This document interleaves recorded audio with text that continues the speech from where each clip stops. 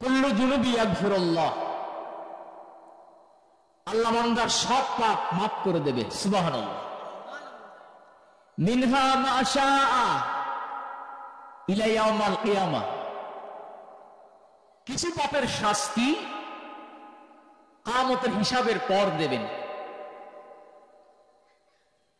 ইউআজ্জিলু লিসাহিবিহি ফিদ দুনিয়া ক্বাবলাল মাউতি, আর কিছু পাপের শাস্তি আল্লাহ দুনিয়ায় দেবে। কোথায়? এখন কোন কোন শাস্তি আল্লাহ দুনিয়ায় দেবে, এই শাস্তি এর প্রকার অনেকগুলো আছে, তার মধ্যে আমরা আজকে তিনটা আলোচনা করব। কয়টা? জোরে বলেন কয়টা? এবং এই পাপের মানুষগুলো কেউ জান্নাতে যেতে পারবে না, বলেন নাউযুবিল্লাহ। এই তিনটা আমরা আজকে আলোচনা করব। আল্লাহর কাছে দয়া ভিক্ষা চাই। তো প্রথম পাপটা হলো প্রতিবেশীর সাথে যারা দুর্ব্যবহার করে, এরা জান্নাতে যেতে পারবে না, বলেন নাউযুবিল্লাহ। কার সাথে? প্রতিবেশীর সাথে যারা দুর্ব্যবহার করে, এরা জান্নাতে যেতে পারবে না।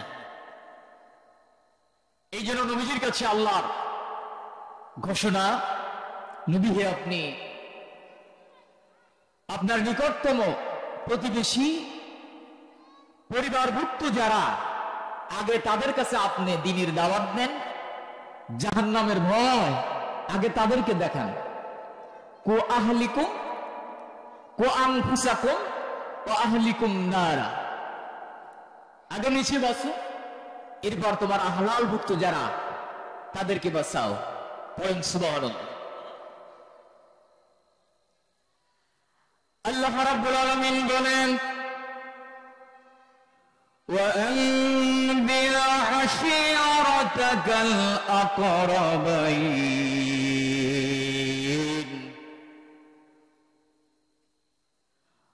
واخفض جناحك لمن اتبعك من المؤمنين।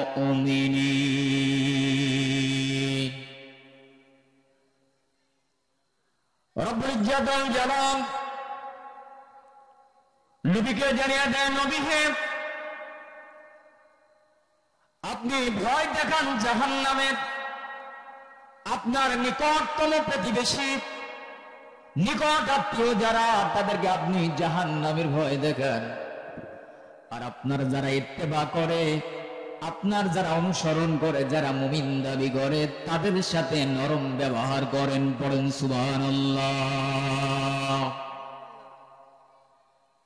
রব্বুল ইজ্জাতুল জালালা নবী বলেন, আল মুসলিমু মান সালিমাল মুসলিমুনা বিল লিসানি ওয়া ইয়াদাহু, ওই ব্যক্তি মুসলমান না যেই ব্যক্তির মুখ ও জবান দ্বারা তার প্রতিবেশী নিরাপদ না, ওই ব্যক্তি কখনো মুসলমান না।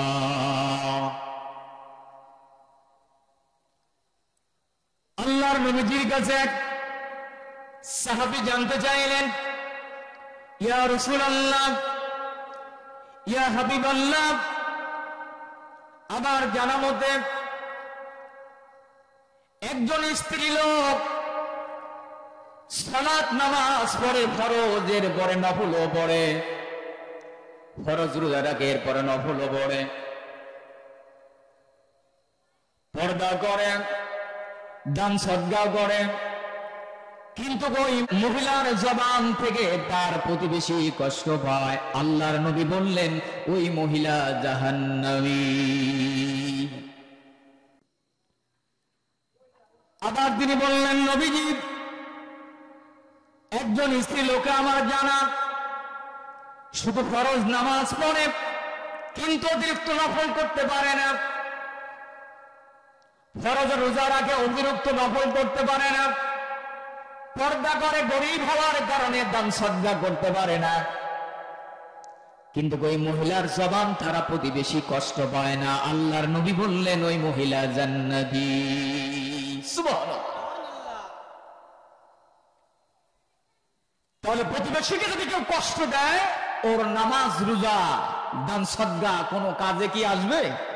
কথা বলে আসবে? আল্লাহর নবী জানিয়েছেন লা ইউমিনু আহাদুকুম হাত্তা ইউহিব্বু লিআখিহি মা ইউহিব্বু লিনাফসি।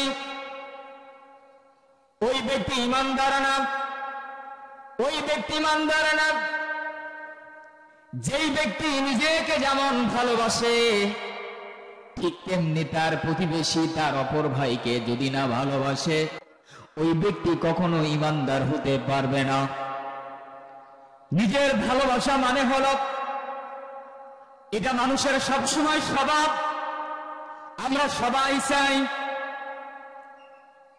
আমার চেহারা সুন্দর হোক, আমার স্ত্রী সুন্দর হোক, আমার বাড়ি ভালো হোক, আমার গাড়ি ভালো হোক, আমার ছেলে ভালো হোক, আমার মেয়ে ভালো হোক, আমার জায়গা জমি ভালো হোক, আমার ক্ষমতা চিরকাল দিকে থাক, আমি নেতৃত্ব দেব,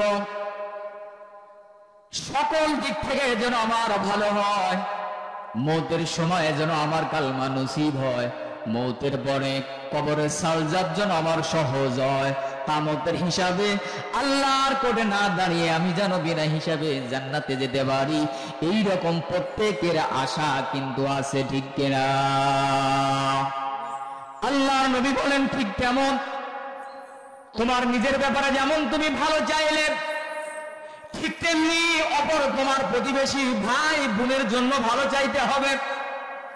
তোমার এটা বলতে হবে আল্লাহ আমার প্রতিবেশী ভাইয়ের চেহারা সুন্দর করো, ওর স্ত্রী যেন ভালো হয়, ওর মেয়ে যেন ভালো হয়, ওর ছেলে যেন ভালো হয়, সুশিক্ষিত যেন হয়, ওর যেন টাকা হয়, পয়সা হয়, ঘর ভালো হয়, বাড়ি যেন ভালো হয়, ওর যেন নেতৃত্ব হয়, মৌতের সময় যেন তার কালমা নসিব হয়, মৌতের পরে যেন কবরের আযাব যেন তার আল্লাহ তুমি দিও না, হাসরের ময়দানে বিনা হিসাবে তারে জান্নাত দিও।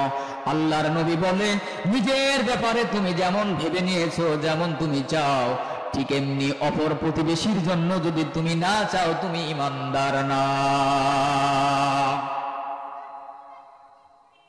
আর আমাদের অভ্যাস, আমরা সবসময় খালি নিজের জন্য চাই। কার জন্য? কথা বলে সবসময় অভ্যাস আমারটাই ভালো হোক। এটা কার? বলো আমার বাড়ি, আমার গাড়ি, আমার স্ত্রী, আমি ভালো, আমি থাকবো। দেখেন না, আমার ক্ষমতাই থাক, আমি বেঁচে থাকি, এই জমিটা আমারই হোক, এরকম চা আমাদের স্বভাব আছে না নাই? কিন্তু আমরা কি চিরকাল আসলে দুনিয়ায় থাকতে আসছি?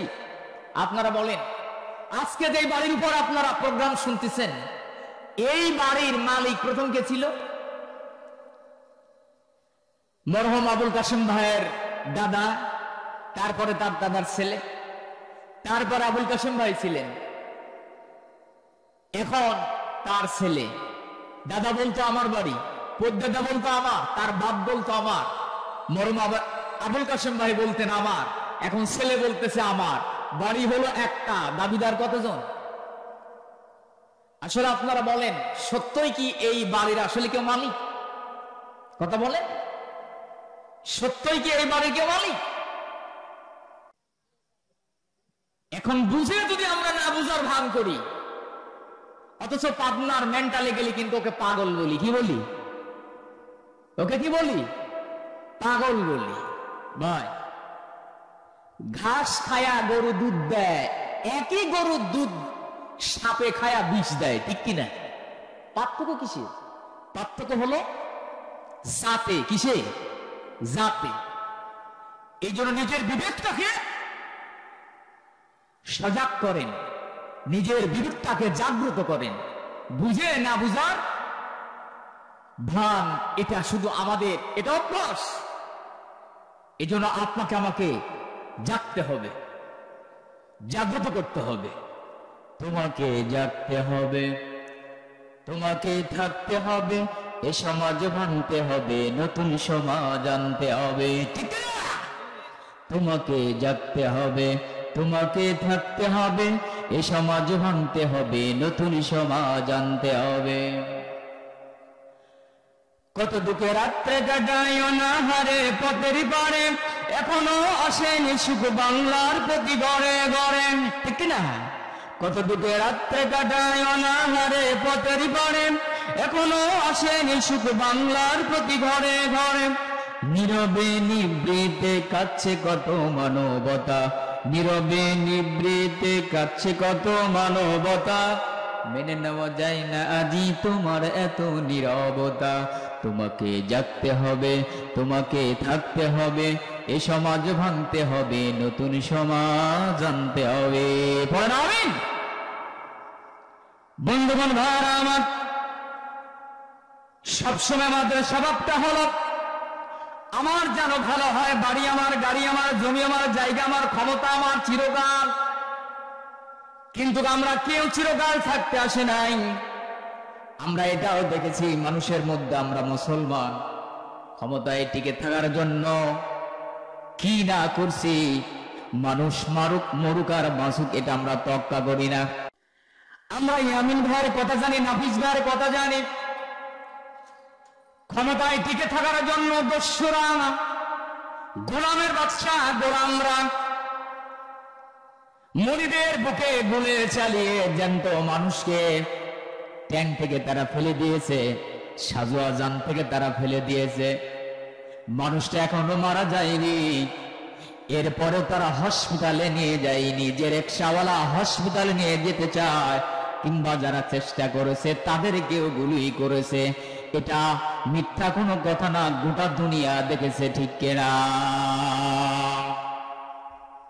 কিন্তু ক্ষমতা কারোর জন্য চিরস্থায়ী আসে নাই, জীবনও কারোর জন্য চিরস্থায়ী আসে নাই। আসছে? আসে নাই। টিকে থাকার জন্য আমরা কত কি না করি। একদিন বেশি বাঁচার জন্য বাংলাদেশ থেকে ইন্ডিয়া, ইন্ডিয়ান থেকে থাইল্যান্ড, থাইল্যান্ড থেকে যাচ্ছি জাপান, জাপান থেকে আমেরিকা, সিঙ্গাপুর, কত জায়গা দৌড়াদৌড়ি করতেছি একটু একদিন বাঁচার জন্য। দুনিয়া শুধু বাঁচতে চাই, আবার মারা গেলে কি কয়? অতি গভীর দুঃখের সহিত জানাইতেছি যে, আমরা অতি গভীর দুঃখের সহিত জানাইতেছি যে অমুক ভাই রাত 2টা কিংবা 3টার সময় হৃদরোগে আক্রান্ত হইয়া ইন্তেকাল করিয়াছে। ইন্না লিল্লাহি ওয়া ইন্না ইলাইহি রাজিউন। এরকম বলি কি বলি না? এই তুমি কি চিরকাল বাঁচতে আসছো যে তুমি অতি গভীর দুঃখ জানাও? যারা মুমিন, যারা মুসলমান মৃত্যুর জন্য সব সময় প্রস্তুত থাকে, সুবহানাল্লাহ। আর মুমিনদের জন্য মৃত্যু হলো উপহার, সুবহানাল্লাহ। মুমিনদের জন্য মৃত্যু উপহার। প্রত্যেক নবীর কাছে আজরাইলে কথা বলেছে, কোন নবী থাকতে চাই নাই, সুবহানাল্লাহ। এই কথাটা 100% ভুল, সমানে পোষায়। বন্ধুগণ ভাইরা আমার, আল্লাহর নবী বলেন সরব লা ইয়াদখুলুল জান্নাতা মান লা ইয়ামান জারুহু বাওয়াইকা। ওই ব্যক্তি জান্নাতে যেতে পারবে না, ওই ব্যক্তি জান্নাতে যেতে পারবে না যেই ব্যক্তির হাত থেকে তার প্রতিবেশী কখনো নিরাপদ না। ক্ষমতার দাপটে, টাকার জোরে, দল করার কারণে হয়তো আপনার প্রতিবেশী ভিন্ন একটা দল করে, আপনার ক্ষমতার কারণে, টাকার কারণে আপনি কি করলেন? ওই প্রতিবেশীর নামে একটা কেস লাগায়া বছরের পর বছর লোকটাকে ঘর বাড়ি ছাড়া করে রাখছেন। এমন হয়েছে কি হয় নাই? কথা বলে শুধু আপনি ক্ষমতার কারণে লোকটার স্ত্রী থেকে বঞ্চিত, ছেলে থেকে বঞ্চিত, মা থেকে বঞ্চিত। কিন্তু ক্ষমতা কারোর জন্য চিরকাল থাকে না।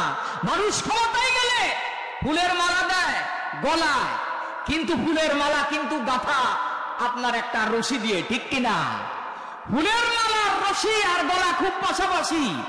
যখন ক্ষমতা চলে যায়, ওই ফুল যখন শুকায় যায়, ওই ফুলের মালার রশি হয়ে যায় গলার ফাঁসি। আজকে হয়েছে না? কথা বলেন, হয়েছে না? হয়েছে না? অতএব ক্ষমতার বড়াই, এটা কখনো করতে মুমিনের জন্য, ইমানদারের জন্য, মুসলমানের জন্য না। ক্ষমতার বড়াই করবে একমাত্র তিনি। কে? জোরে বলেন কে? তিনি। বন্ধুগণ, ভাইরা আমার, আমার নবীজি বলেছেন, আউয়ালু খাসমাইনি ইয়াউমাল কিয়ামাহ জারান, কিয়ামতের ময়দানে সর্বপ্রথম আল্লাহর করে যে মামলার বিচার হবে, এই মামলাটি হলো দুই প্রতিবেশীর মামলা। ভাইয়ে ভাইয়ে ঝগড়া, বোনে বোনে ঝগড়া, ভাস্তি চাচার ঝগড়া আছে না নাই? নিজের পৈতৃক সম্পত্তি বাপে রেখে গিয়েছে, এক ভাইয়ের বাড়ি পিছনে হওয়ার কারণে সামনে আর এক ভাইয়ের বাড়ি। দেখবেন পিছনের ভাইকে আর বের হতে রাস্তা দিচ্ছে না, এমন হয় কি হচ্ছে না? কথা বলে। অথচ রব্বুল ইজ্জত ওয়াল জালাল বলেন, ওয়াইযা হাদারাল কিসমতা উলুল কুরবা ওয়াল ইয়াতামা ওয়াল মাসাকিন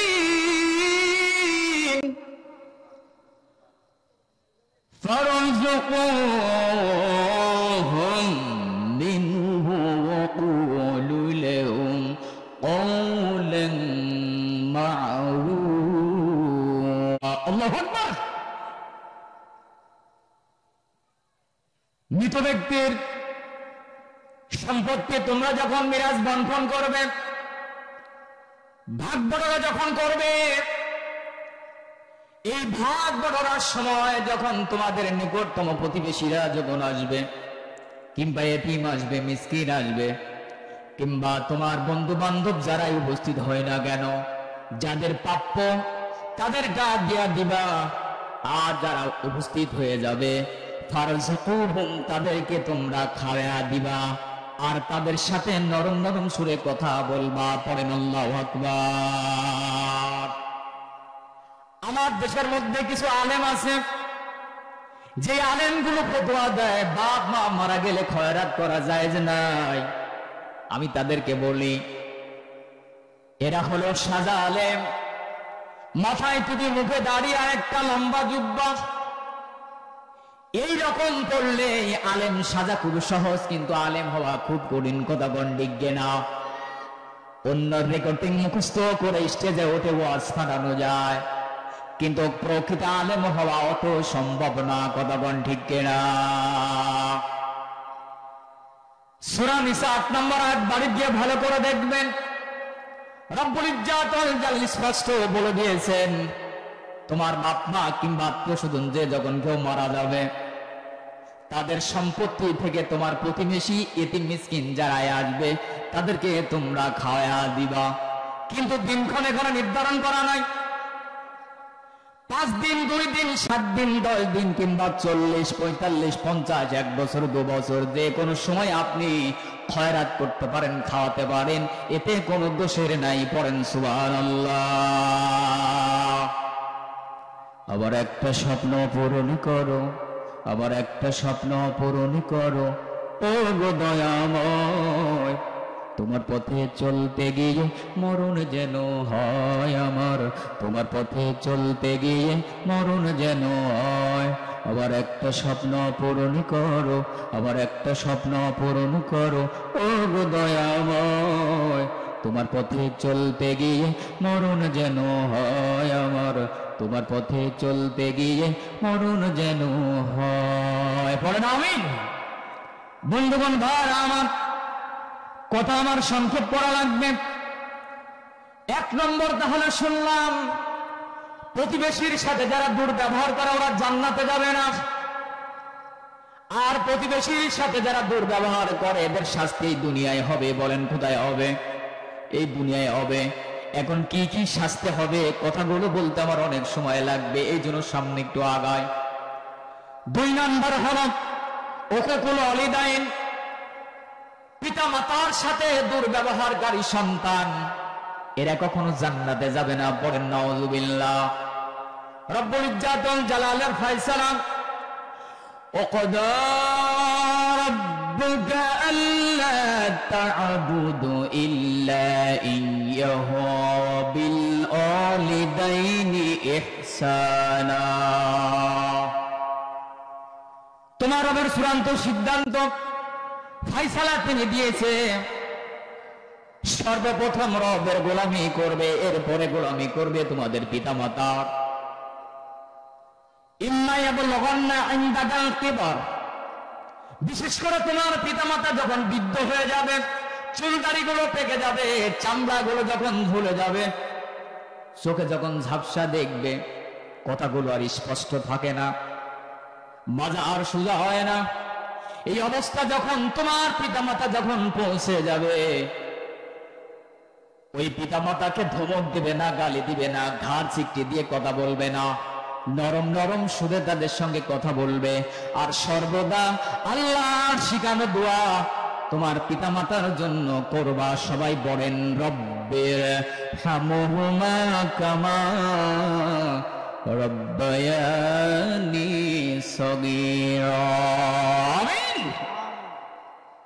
রব্বুল ইজ্জাত ওয়াল জালাল বলেন, নবীজি, মানুষেরা আপনাকে প্রশ্ন করবে, ইয়াসআলুনাকা মাযা ইউনফিকুন।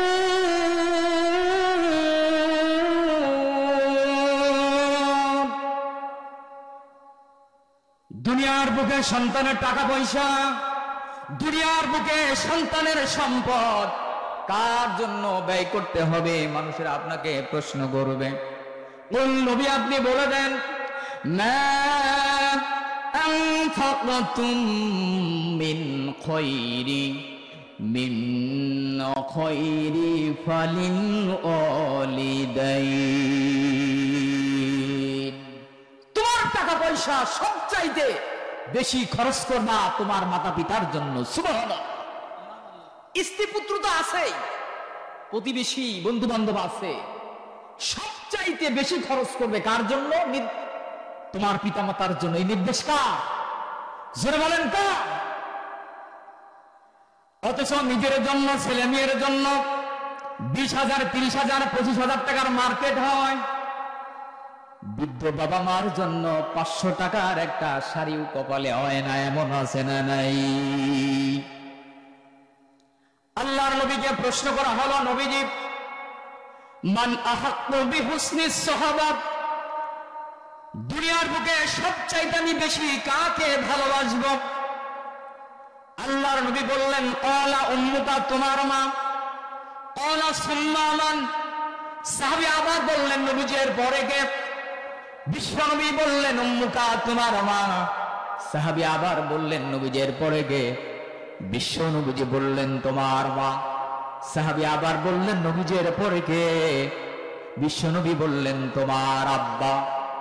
তার মানে প্রথম ভালোবাসা, দ্বিতীয় ভালোবাসা, তৃতীয় ভালোবাসা সব তোমার মায়ের জন্য। এর কারণটা হলো তোমার মা তোমাকে পেটে ধরতে 10 মাস 10 দিন রাখছিল, এবং প্রসব করার যে যন্ত্রণা, ডেলিভারির যে যন্ত্রণা, গোটা দুনিয়ার কোন পুরুষ এটা পায় না। কথা বল ঠিক কিনা? আল্লাহর নবী জানিয়ে দিয়েছেন, আল জান্নাতু তাহতা আকদামুল উম্মাহা, মায়ের পায়ের তলা হলো সন্তানের জান্নাত। পড়েন আল্লাহু আকবার। ওগো মা, তুমি এ ধরনের শ্রেষ্ঠ নিয়ামত, তোমারই পদতলে রয়েছে জান্নাত, তোমারই পদতলে রয়েছে জান্নাত। ওগো মা, তুমি এ ধরনের শ্রেষ্ঠ নিয়ামত, তোমারই পদতলে রয়েছে জান্নাত, তোমারই পদতলে রয়েছে জান্নাত। এ পৃথিবী থাকতো অগো ফুল পাখিহীন, এ পৃথিবী থাকতো অগো মায়া মোহহীন, এ পৃথিবী থাকতো অগো ফুল পাখিহীন, এ পৃথিবী থাকতো অগো মায়া মোহহীন, যদি না থাকতো মায়ের মায়ারি হাত, যদি না পেত মায়ের মায়ারি হাত। গো মা, তুমি এ ধরনের শ্রেষ্ঠ নিয়ামত, তোমারই পদতলে রয়েছে জান্নাত, তোমারই পদতলে রয়েছে জান্নাত। পড়েন আমিন। বন্ধুগণ ভাইরা আমার, একজন সাহাবী নবীজিকে জিজ্ঞেস করলেন, ইয়া রাসূলুল্লাহ, মায়ের মর্যাদা কতটুকু, বাপের মর্যাদা কতটুকু? আল্লাহর নবী জানিয়ে দিলেন, হুমা জান্নাতুকা হুমা নারুকা। তোমার বাপই তোমার জান্নাত, তোমার মাই তোমার জান্নাত। পড়েন আল্লাহু আকবার। অথচ অনেক কুলাঙ্গার সন্তান আছে, বছরের পর বছর যায়, দিনের পর দিন যায়, মাসের পর মাস যায়, আব্বাকে আব্বা বলে ডাকে না, এমন আছে না নাই? মাকে মা বলে ডাকে না, এমন আছে না নাই? রাত 2টার সময় বাড়িতে আসছে, মায়ের ওষুধ ফুরে গেছে, বিছানায় শুয়ে মা কাতরাচ্ছে, বারান্দায় শুয়ে আব্বা কাতরাচ্ছে। কিন্তু সন্তান যখনই বাড়িতে আসুক না কেন, বাবা মা কিন্তু টের পায়, কথা গণ ঠিক না। গেট খোলার সঙ্গে সঙ্গে কে বাবা? বলে আমি আব্দুল্লাহ। মা কাতরাচ্ছে, আব্দুল্লাহ ডাক দিয়া বলে, মা কেন কাতরাও? মা বলে, কেন? তোমারে তো বলেছিলাম আমার ওষুধ ফুরে গেছে, বিষ ব্যথাটা বেশি বেড়ে গেছে, কেউ আমার ওষুধ যেন দিল না, ফুরায় গেছে, তুমি তো শুনেও মনে হয় শুনলে না। কোথায় গিয়েছিলে? বলে আমি একটা জালসায় গিয়েছিলাম। বাড়িতে এসে আব্দুল্লাহ বলতেছে, ঠিক আছে এখন থাকো, দেখি সকালবেলা কি হয়। এই ঘ্যানোর ঘ্যানোর শুধু ভালো লাগে না, এমন আছে না নাই? অথচ ওই দেখবেন জালসায় গেছে, রাত 2টার সময় 3টার সময় বাড়ি ফেরে, দেখবেন কোন দরবারের আব্বার কাছে গিয়েছে। অথচ আপনার ও তাদের যখন টাকা পয়সা কমিটি কম দেয়, দেখবেন এই সন্তানরা আর সহ্য করতে পারে না, এরা অস্থির হয়ে যায়। এই সন্তানগুলো নিজে টাকা পয়সা তুলিয়া আব্বারে সন্তুষ্ট করে, এমন আছে না নাই? মনে রাখেন ভালো করে, প্রত্যেকটা নবী, প্রত্যেকটা জাতির হলো পিতা, অভিভাবক। কিন্তু কোন নবী কোন তার উম্মতকে বলেনি যে দিন প্রচারের খাতিরে, দিন শিক্ষার খাতিরে তোমরা আমার আব্বা বলে ডাকবা। কিংবা আপনারা বলেন তো, মুসা নবীকে কি বলা হয়? মুসা আব্বা, এটা বলা হয়। ঈসা নবীকে ঈসা আব্বা বলা হয়। আমার নবীকে কে মোহাম্মদ আব্বা বলা হয়? সাহাবীরা প্রশ্ন করেছেন, শরীয়তের বিধান, ইয়া রাসূলুল্লাহ কি বলে আপনারা ডাকবো? আল্লাহ নবী বললেন, তোমরা আমাকে ডাকবা মুহাম্মদ ইবনে আব্দুল্লাহ অথবা মুহাম্মদ রাসূলুল্লাহ। এই জন্য সাহাবীরা সবসময় বলেন, ইয়া রাসূলুল্লাহ। প্রত্যেক জাতির পিতা, প্রত্যেক জাতির অভিভাবক, প্রত্যেক নবীরা কিন্তু ডাকার সময় কোন নবীকে আব্বা বলে ডাকা হয় না দিন শিক্ষার ক্ষেত্রে। এর কারণটা হলো, নবীদের যদি আব্বা বলে ডাকা হয়, নিজের বাপকে অসম্মান করা হয়, এই জন্য আল্লাহ সহ্য করতে পারে না। ঠিক কিনা? আমার বন্ধুগণ ভাই, আল্লাহর নবী জানিয়েছেন, কোন সন্তান যদি তার বাপ মার মুখের দিকে, নেক নজর দিকে গিয়ে যদি তাকায়, আল্লাহ পাক ওই সন্তানের আমল নামাতে একটা উমরা হজের, কবুল উমরা হজের সওয়াব লিখে দেয়। আল্লাহু আকবার। নেক নজর নিয়ে তাকায়া যদি চিন্তা করেন, হায় রে আমার মা, ছোট্টবেলায় কেমন দেখলাম আর এখন কেমন দেখি, চামড়া গিলে ঝুলে গিয়েছে, চুলগুলো সব পেকে গিয়েছে, মা আর চোখে দেখে না, মাজা আর সোজা হয় না। নেক নজর দিয়া তাকায়া, এমনি করে যদি আপনি মার দিকে তাকায়া যদি ভাবতে থাকেন, চিন্তা করতে থাকেন, আল্লাহর নবী বলেন ওই সন্তানের আমল নামাতে আল্লাহ পাক একটা উমরা, নফল উমরা হজের সওয়াব লিখে দেয়।